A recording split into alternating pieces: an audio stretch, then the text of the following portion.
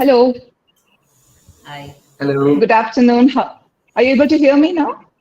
Just Yes, a we are quick audible. voice check. Okay, fantastic. What a great Saturday afternoon to spend our time on such a pertinent topic.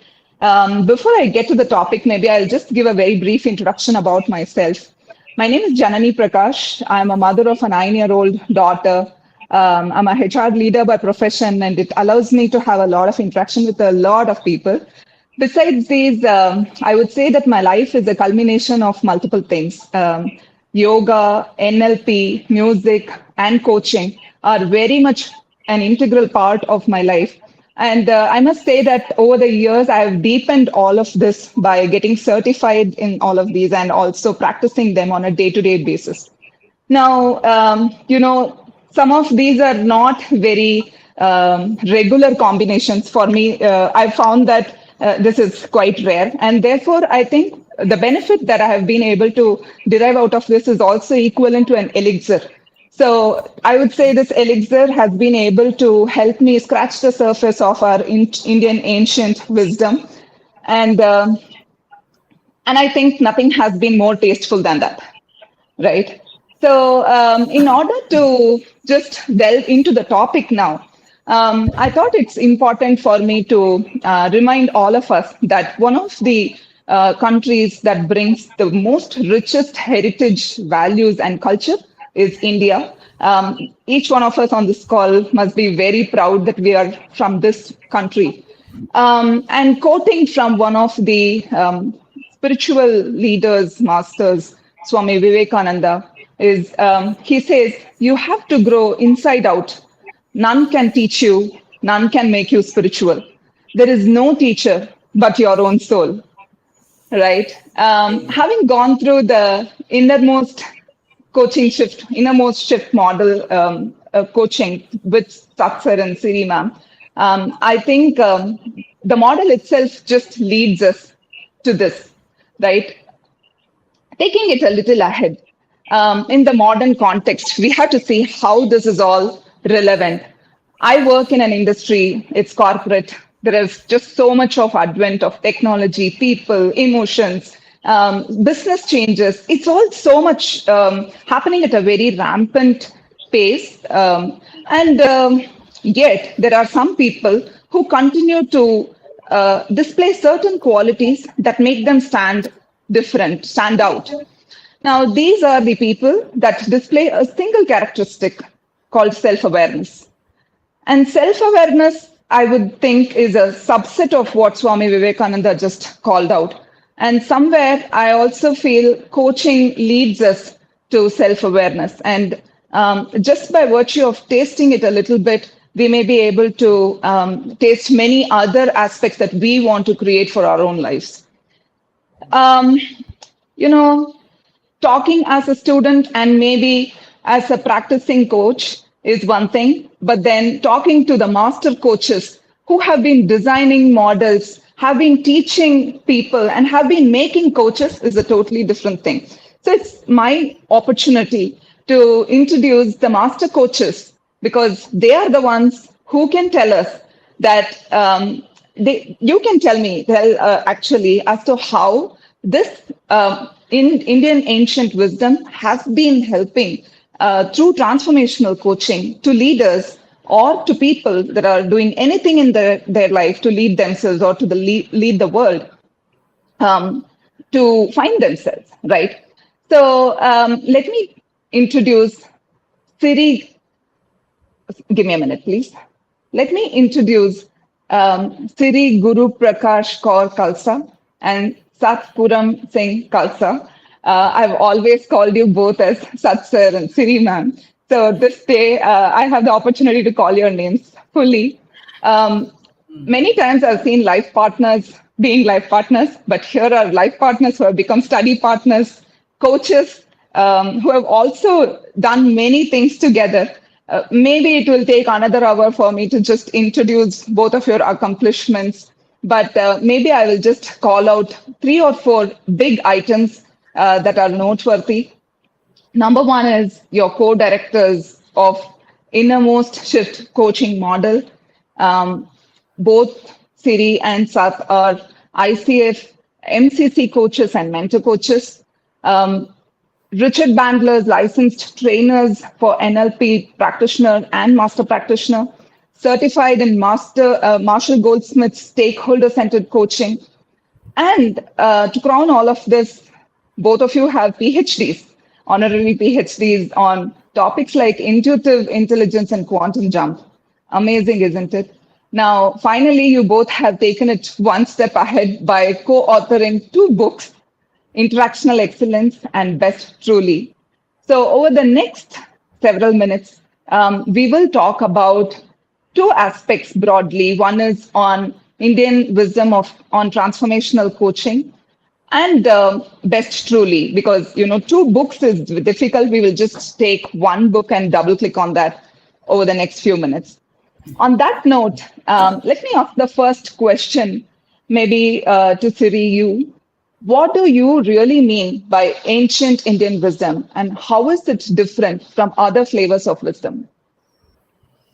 Okay, I think that's a question we have been, pondering over in all these sessions. Ancient Indian wisdom is something which has been coming from ages, right? And wisdom is which dawns upon you, right? You're not, and you're not reading something. So let me talk about our historical or our ancient Indian wisdom coming from Vedas, from Upanishads, from the scripture, like even Guru Granth Sahib for us, even our own scripture, or it could be Quran or any scripture. It dawned to them, the people who wrote these scriptures.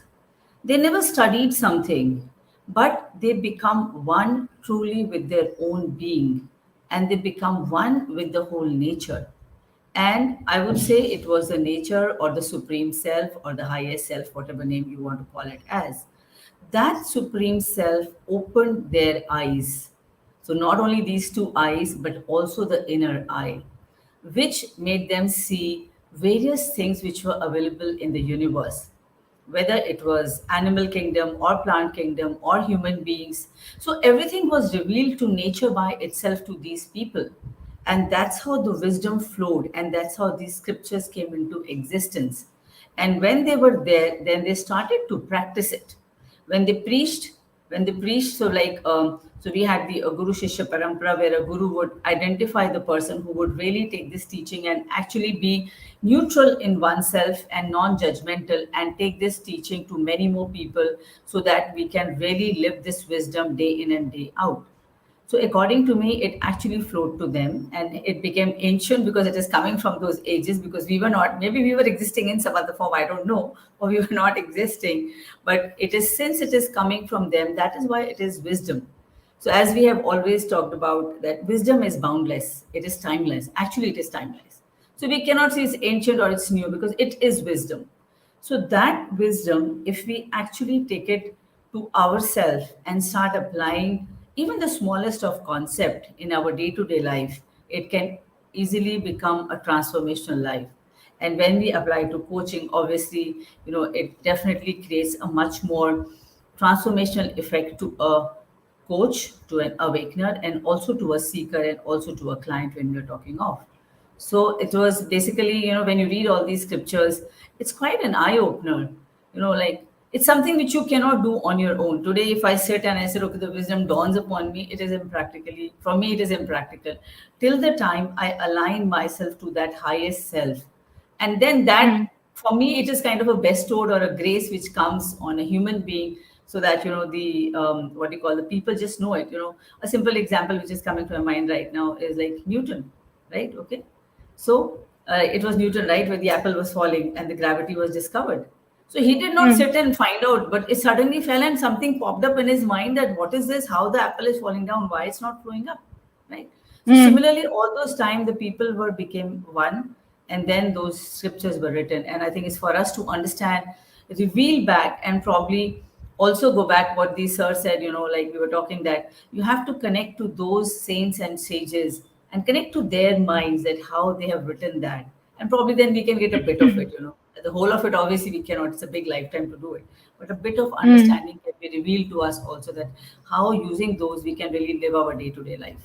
How can imbibe that in ourselves. Wonderful, wonderful. Great explanation, Siri. I recall one of my mentors several years back.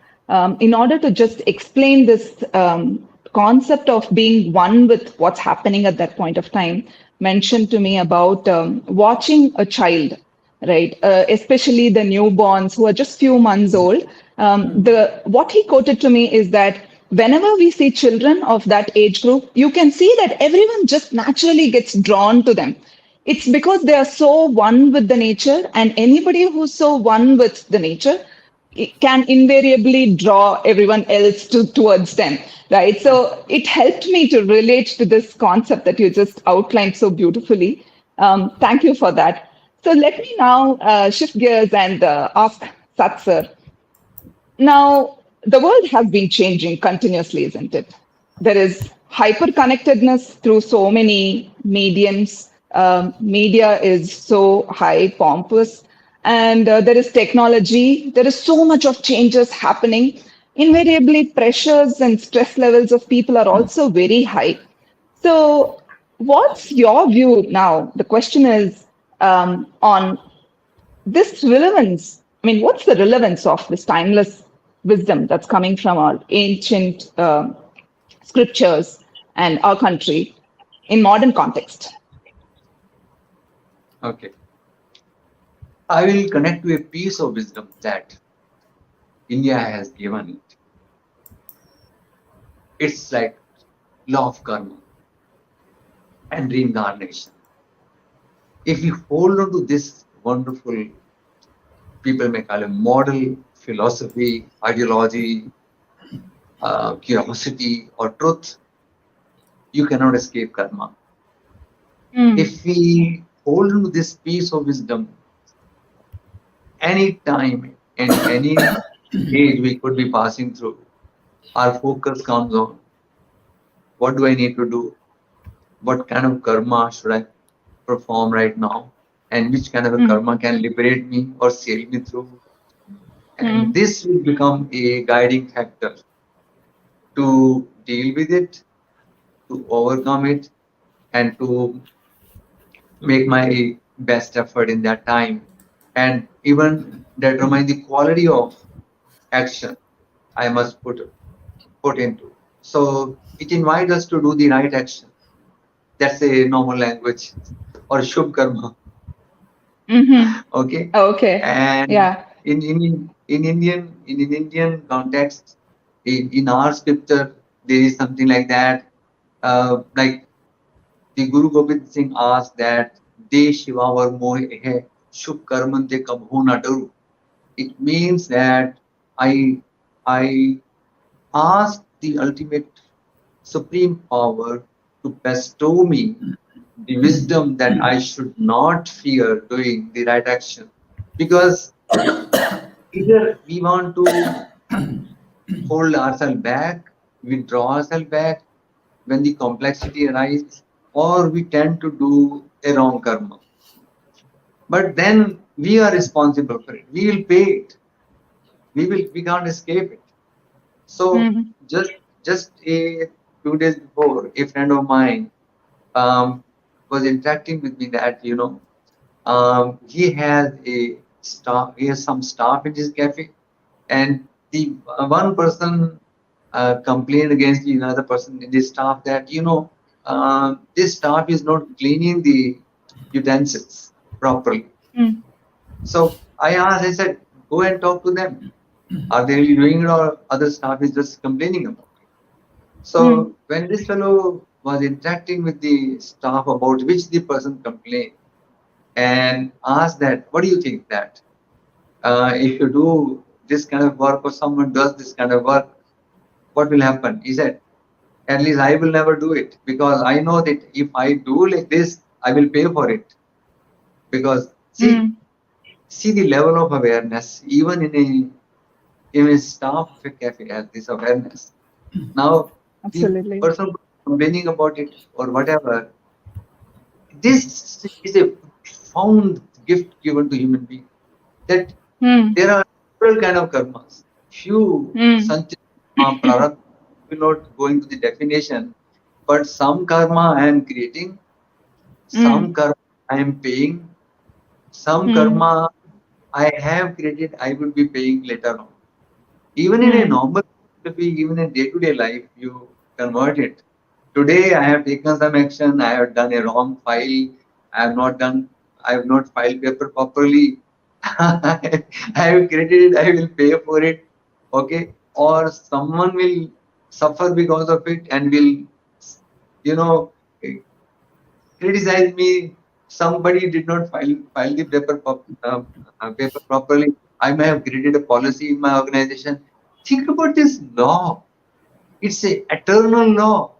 Nobody can escape it in the mm, micro context or in the macro context. So mm, when the complexity arises, this engine wisdom, if we turn to, like coaching is a good karma. I call it. Okay. So mm, say I'm doing good karma.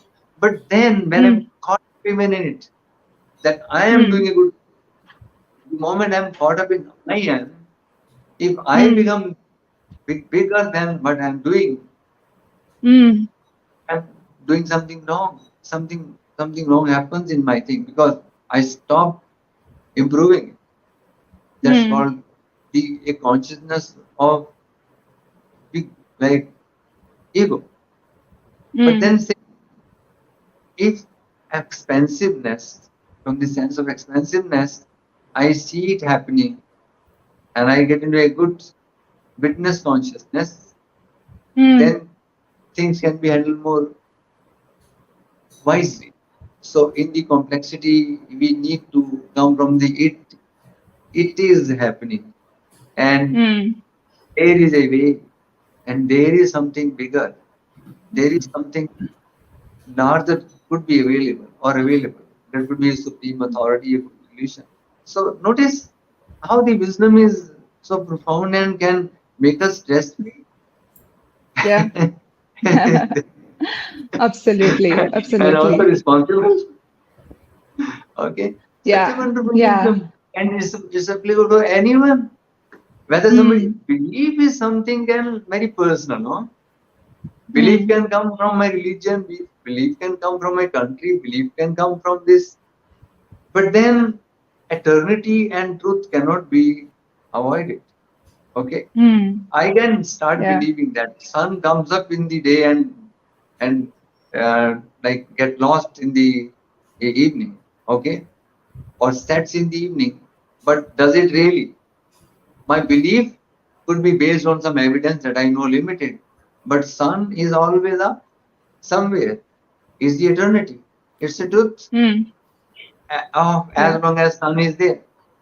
So Mm, going beyond belief and touching the wisdom is what even but that you rightly said Vivekananda has touched it. So in the time of complexity, the wisdom can give a better solution than the belief can give and the capability can give. mm, That's my answer absolutely. to. Yeah. Thank you. Very elaborate, and I think it does give a very good understanding. I was reflecting as you were talking about karma, and karma is also universal. We know that there is one underlying factor when it comes to karma, right? Like there are universal beliefs, like the sun rises in one side, and Please. or like the sun is always up, or like the sun will always wake up in the morning. Versus there are beliefs that we form from our childhood, and that's right for each individual. Now, karma also varies by virtue of what the intentions are, right? I happened to read this book called Karma by Sadhguru, and from our own family's teachings as well. Um, Taking karma one level down and deeper is about setting right intentions. And many times, karma need not be necessarily done outside. Once it happens in your mind, you've already done it, right? So there has to be that fundamental alignment between what we are thinking inside and doing outside is also something that's been taught for me back home. So I want to take this learning ahead, and Siri, maybe I want to ask you this. These intentions are different for different people, and intentions are somewhere also connected to their own belief systems. So, transformational coaching as an outcome, as an outfall of Indian ancient wisdom, or this intentions being different for different people, and that their intentions being right for themselves, but they are leading organizations in the modern or corporate context. Now, my question to you is, I think collectively both of you have about 8,000 hours of coaching, right? So you might have dealt with somebody from outside India and might have helped them change their belief system, not through force, but through transformational coaching with the aid of Indian ancient wisdom. Can you throw some light on some real time case? Okay, see, if I'm so the question is what is the question? So how do I take the question as? So, Mike, the question is this: how have you applied transformational coaching along with the ancient Indian wisdom on somebody that's non Indian and have helped them change their beliefs? Okay, okay. So I think it's about people are people. The only thing what is different is how they are brought up and the whole experiences of life. So you talked about intentions, and obviously, Sadhguru is one of the greatest gurus we have on this planet, right? And people have good intentions in them, and when they are doing the karma, either they are reflected or they are not reflected. That is also well known to them itself. But Hmm. why I say but here, so I'm going to come back to the case after this. The most of the time we are not aware of our own intentions. Most of the time we might have a good intention, but if you have a good intention and if your behavior is not aligned to it, then good intention remain yours. But what is the outcome outside? Is it also taking people inclusive, or are you doing that what is as per your intention? So we have to, especially when we talk about leadership and when we talk about coaching, when you're helping people to go to the next level in coaching, their behaviors have to be aligned with the intentions, or the intentions have to be aligned with the behaviors what they are displaying. If my intention is Hmm. very good and my behavior is very rude, you are creating a distance from your own self within your own self.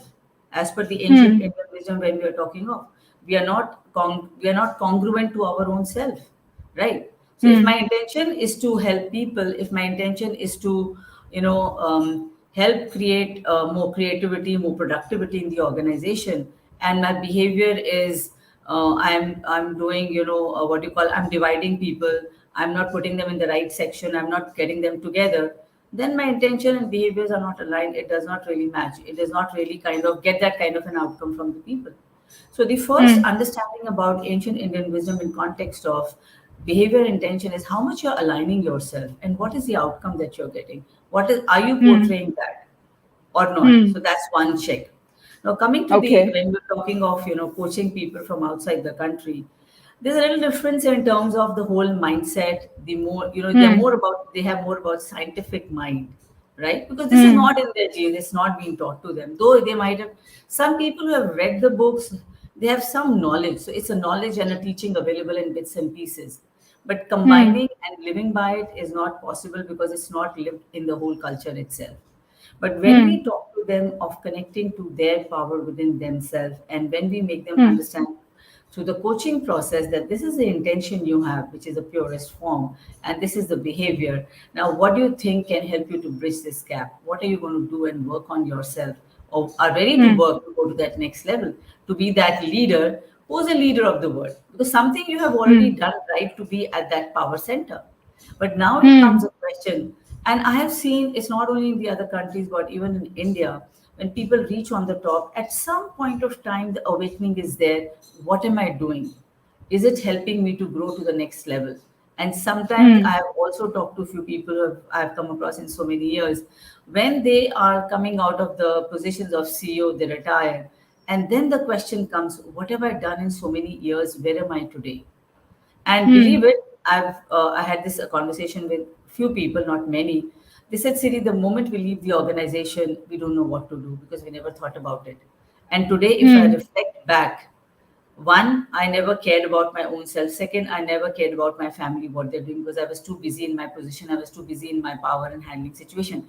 And today, Hmm. nobody, I do not have the power and I do not know what am I doing, right? But Hmm. when it comes to Hmm. transformational coaching, it's a very wonderful karma, as Sir has rightly said. We are actually helping people to understand that what they are doing at what level. Is Hmm. it really making them feel more happy? Are they free in themselves? Are they Hmm. creating that happiness around themselves? Are they living that congruent life that they do not have to ask the question, what have I done and what am I doing right now? Am I paying for Hmm. whatever I've done in the in my organization? It's very correct Hmm. from the perspective of an organization. When the leaders work on top, they have to understand the profitability, otherwise how will the organizations run? They have to Hmm. understand the what are you giving back to the stakeholders, right? But another aspect which I understand, and I have talked to a few people who are really at the top level. The other approach we have to understand as a part of being a leader is what is the humans, who are the humans who are working with you, what are you Hmm. really doing for them? I remember long Hmm. back I had a conversation with one of the gentlemen, and he said, he very categorically said that we are not concerned about what people are doing, how are they performing, how are they working towards their own health, but we are really only Hmm. concerned about the numbers. And just see Hmm. what COVID has taught us. COVID Yeah. has taught people that it's not about what you're performing. If you have a lot of money, if you have everything working fine, but if you do not have people, it does not work. And if the health is Yeah. not all right, then the health of the organization don't work. So, sometimes nature just teaches you, because if we do not learn by Absolutely. ourselves, nature takes its own toll and it teaches you, right? It can Yeah. bring fire, it can bring floods, it can create what it has created now, right? So Yeah. if we do not Absolutely. understand, right, and See, I understand think, that wisdom which is yeah, always there. Can you hear me? Yeah. still Yes. Yes. I can she hear you. wanted a particular case. I think I will connect to that. Yeah, you can That do that. You can. Sure. yeah. So like a guy who was getting coached from Siri, he was a minus to Indian rupees 200 crore rupees, and Ah. he happened to meet and then connect with Siri, and she said, "There's no life, and it's so much of loss." And he Okay. had the like wealth from his father, even good heritage, Hmm. and landing nowhere. And that's where when the coaching to such people, the first question was asked to him that, well, do you believe in yourself, or you believe that there is something driving your bus bigger inside you? And he was Hmm. a totally rational mind. He said, well, I believe myself. He said, then you have believed for so many years for yourself, and where have you landed? Hmm. So if you are willing to go beyond your belief system, Hmm. then we can go further. And he, it was a big pause before he settled. He said, so let me try. So we asked, Hmm. okay, there's nothing like trying. When you know that you have done everything that you could and your belief has not worked for you, then are Hmm. you willing to go beyond your belief and believe Hmm. that there is something bigger driving you and could lead you to something bigger you want? Hmm. It took one day, but finally he surrendered. He said, all right, I'm willing to go beyond my belief. Oh, And wonderful. that's where in the Guru state, he was made to think of a practice. And when he came to Delhi, it's in Delhi, 10 kilometers from this place we are in Delhi, in South Delhi. Um, he decided to go there and sit before a big yagna, a big fire, you can say, ritual going on. Hmm. And Hmm. then taking verses from core Indian wisdom, he kept on, sitting before that fire, and he gathered a lot of courage. He said, something big I find that happened with me just by Oh. reciting few verses. Okay, Hmm. that's the point A. 6 months down the road, he left Hmm. India, he went to US, and he came back and he said, I'm counting from Indian rupee plus 200 crores. Okay. Oh. Now, In fact, it his is whole the, perception, absolutely everything changed for him. I remember that. Yes. Hmm. it was So like, wonderful to hear this. okay, so it's like when you are just become aware of that you are victim of a belief system coming from your environment. Hmm. That's a time to go beyond and trust on higher wisdom. Okay. Hmm. So Yeah. you see it happening like this. And then I also know one of the case story. I'm just connecting Hmm. to that. When I met my master, and then I found a guy who's American. You know, he coming, that my relationship is shattered, my this is shattered, my loan is not, and all this. And my master looked at him and said, wait a moment, just go back home. And he gave me one kriya, that are you willing to this kriya for you? Hmm. And I said, is it my master trying to fool him? Because Hmm. I am seeing it happening. He is talking about all these and he's telling him to do this kriya. What is the no connection to things? Hmm. And come to me after 40 days. Now, I am totally stunned. This guy come back after 10 days. And then he's trying to enter the mansion, and which is very safely guarded, and security people are not letting him in. I said, Hmm. now that he's totally gone. Something big bad has happened to him, and he's trying to enter. He's trying to break, Hmm. and he's shouting. He's forced him to go inside and meet. I said, Hmm. something has great gone wrong with him. But when he came inside, he fell straight on the feet of the master. He Hmm. said, Hmm. in 10 days, so much of wisdom has dawned onto me, has never thought. Hmm. I have reunited with my wife. I could make my banker agree to me. I could negotiate with my people to give me more time, and I can pay back. I'm altogether a new person. Now, Hmm.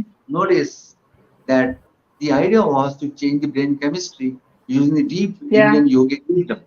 Okay, Hmm. so Hmm. so much of is that available that we have Yeah. seen people sometime in mentoring, sometime in coaching, sometime in leading them even, but then some piece of wisdom which Hmm. is universal, Hmm. is actually beyond beliefs of nation, culture, regions, territories, caste, communities. Hmm. And when this is available, I think it's available for all, because all of these people came not for themselves and not only for Indians and not only for India. Hmm. They came for all human problems. Man. Okay. Yeah, absolutely. Yeah. So I think you both have very nicely summarized a couple of very deep aspects that you have called out in Best Truly book as well. While I've not had the opportunity to read the book yet because it's about to get released, I had an opportunity to go through the excerpts of the book. So two things that stayed with me, right? Siri, you were mentioning about the congruence that one should have within themselves and outside of them. Somewhere you've touched upon there has to be an equilibrium between the physical, mental, emotional, and spiritual states that individuals should have. I think you touched upon that as part of the book and as part of how you have practiced coaching, transformational coaching. And sir, you were talking about making certain choices in terms of life will throw anything and you could have certain belief systems, but once you break those belief systems, your ability to make choices or your circumstances getting modified on its own seemingly also becomes better. I think you're touching upon these, you have touched upon these in the book as well. I'm sure the readers are going to benefit immensely from both of your wisdom, knowledge, and practice when they read the book. Now, I want to maybe ask one or two final questions. I'm being cognizant of the time. Why is this book written at this point of time, the Best Truly book? Why is it that you chose to write it right now, and who's the audience? Okay. Till you Maybe have Siri, you want to take this? Actually, that's a very interesting question because it's not written now. We've been writing over, it's been years of our work which has got compiled into it, and the pages were quite Mm-hmm. scattered. And again, I also told last time, Prosperity is the one who pushed us. Let's put it together. Every time we do a session, every time we have a class, ma'am, sir, when are you writing a book? When are you writing a book? I said, yeah, it's on. It's on. Mm-hmm. We're writing. So it started off almost like, I think since that experience started, we kept writing few bits and pieces. And when the Mm. coaching formally started, and again, when the whole structure was built together, everything was in, written form. But somehow it was not getting compiled into a book. So thanks to Prosperity, she took the initiative, she pushed it to get the book together Wonderful. and get it printed right now. And that's how so it's a journey for us, when this model started and we created, and we found that this is something so profound. And this book is basically, for me, it's for every human being, because we do undergo a shift at many phases of our life. Sometimes Mm. trouble, sometimes good things in our life, but we cannot understand the whole structure of experience. So if today I have to be in a good mental emotional state, I do not know how to do it because nobody has ever taught us that. So the book is a Mm. compilation of how the best pattern, what we talk about, is actually your own experience, what you have in your body. And if you Mm. can put it in a strategic form, you can actually use it to change many such experiences which are unwanted or which are not so good for you, and register Mm. it in your whole neurology so that you become a more happy being, right? Of course, if we are not always happy, but I'm not saying to the level of highest, but yes, as a happy being, that the happiness kind of just oozes out of you. Anybody says Mm. something, you are at that state when you understand your own self and you react or respond in a way which is convenient, which is easier, which is comfortable for all of you. So according to me, Mm. it's good for everybody and definitely for coaches, no doubt about it, because it actually helps you to understand the transformation where it happens. Where is a deep Mm. rooted transformation happening in your whole body? Because every experience Mm. is in your body, it's not outside you. And if we can Mm. understand that, we can change it also, which is not a good Mm. experience. And using this whole structure of BEST, it is such a profound way which has been revealed and which has been put it as a yoga somatic science so that people Mm. can really use it to the best. Even a child can actually do it if you train them. It is so wonderful. Okay. Wonderful, wonderful. So I have maybe a last set of questions, but these are rapid fire questions. Do you have appetite for that? Can we do Yeah. that? Yes, sure. Okay. So the questions are going to be on each other. Okay. So Sat sir, what is one strength that Siri brought in the course of writing this book? And Siri, this question is also going to come back to you. So get prepared. You get it some additional time. Okay. What is the one? One Strength. strength that Siri brought to write this book. Oh, revelation. Wonderful. And Siri, what did Sir bring to this book as a strength? It's his wisdom because he's the main person Hmm. who teaches us. So I would put him his wisdom. Wonderful. Okay. So now there is one more question, and this again is how much do you know about each other's tastes or interests? Okay. So Siri, this question is to you because he has to get some little additional time, right? Which book, in your view, has changed Satsar's way of thinking fundamentally when it comes to transformational coaching? And so the I same think question is going to come to you I as well. think that is about when our master pushed him to read Indian scriptures, and that Mm, was something I think eye-opening for him. Right, when he read the Vedas and he read the Puranas and the various other aspects of the book and a lot of his research work. So I think that was the Indian science which changed. okay. Okay. And sir, what's your answer to one book that changed Siri's way of thinking when it comes to coaching? I would not call it a book. It's a living guru for us, Guru Granth Sahib. Okay. Wonderful. Wonderful. So one last question, maybe this is individual to both of you. Siri, tell me a place that has helped you in your process of awakening. I think for me, the first part is being with Sir because he's a true guru for me. his resilience, when I don't understand things because sometimes it's too deeper. And the other place is my work with the hospital with the patients. When I Mm-hmm. work with them, that's been one of the biggest learnings of my life. I'm telling you that. I've seen life from so many different angles. And I realized when I entered the hospital, I realized that we are so unthankful people to what we have in our lives. We Mm. have hands we can use, we can talk, we can walk. But believe it, when I see people with spine injuries and they cannot eat with their hands, it's something, it's making me too emotional, but it's something we have to realize that this life, this body is a gift to us. And the day you Amazing. realize it, you will not abuse your own self, you will not abuse people because you will not get this again. That is for sure. Oh, Right. So that's been wonderful. a biggest opener. And that has also made me understand how we have to value each individual. We have to value each other. We have to value their values. We have to value everything as a human being who's around us. Right. This Mm. life is very, very precious. Right. We have different emotions we undergo. That's also all right. And that's a part of the learning of our process. And Mm. I think that's made me really, really understand the value of being human.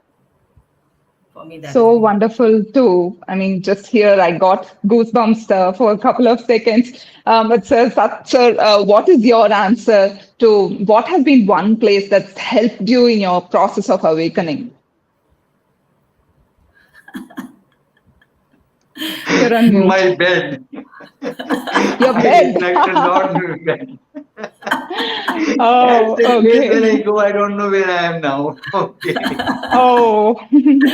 Actually speaking, I don't think we need a particular place, right? Awakening can happen anywhere because it is from within, isn't it? Yeah. Awesome. So this interview has been nothing short of fantabulous. It's a terrific opportunity for me to have had this conversation with both of you. I know I can spend next 48 hours talking about the wisdom that's there from our ancient scriptures and how you have culminated that into transformational coaching and a lot about the two books that you have authored as well. But there have been series of interviews happening. I'm sure people are getting nuggets of wisdom already. So I will leave it to the next set of coaches who will have an interaction with you to take this further. I want to specially thank ICF for providing the International Coaches Week platform for this endeavor. Thank you again, Satsa, Siri Ma'am, and Prosperity for this wonderful opportunity. Namaste. Okay. Thank you so much. Bye.